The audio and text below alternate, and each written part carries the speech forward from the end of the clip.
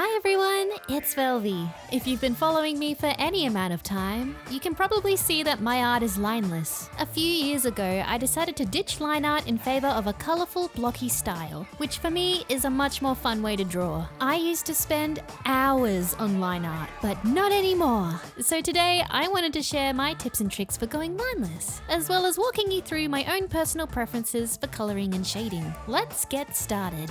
The number one thing that helped me transition to lineless art was to find the right brush. I love a textured brush, which gives my art a more textured look. Having a textured brush also helps to hide any imperfections in the outline of the shapes. Here's the settings for the brush that I use. I believe this was a slightly adjusted default pencil brush in Clip Studio. Try using a bunch of different brushes to figure out what works best with your own personal preferences and makes drawing easier for you.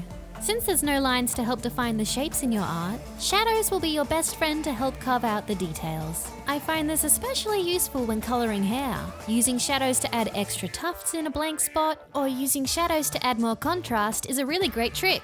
On a side note, when I'm drawing, I pick the colour of the shadow by moving the colour wheel around slightly, and then moving towards the lower left to get a dustier colour. I really like the way this looks. Highlights are usually just a lighter version of whatever colour I'm working with. Specifically for how I draw my art, you're going to have to start thinking in layers. You've probably seen my insane layer count in my speed paints. I find putting each piece of the art on its own layer makes it a lot easier to shade and make adjustments. Not all pieces need to be put on their own layers though, and as you get used to it, you'll figure out little shortcuts here and there.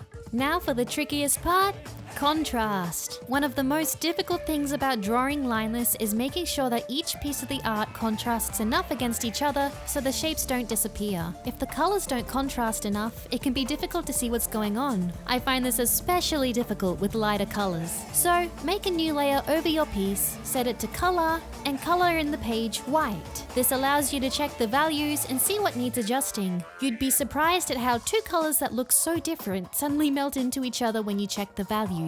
I found that gradients can be used in this situation to create more contrast while keeping the colors similar. And that's all I have for you today.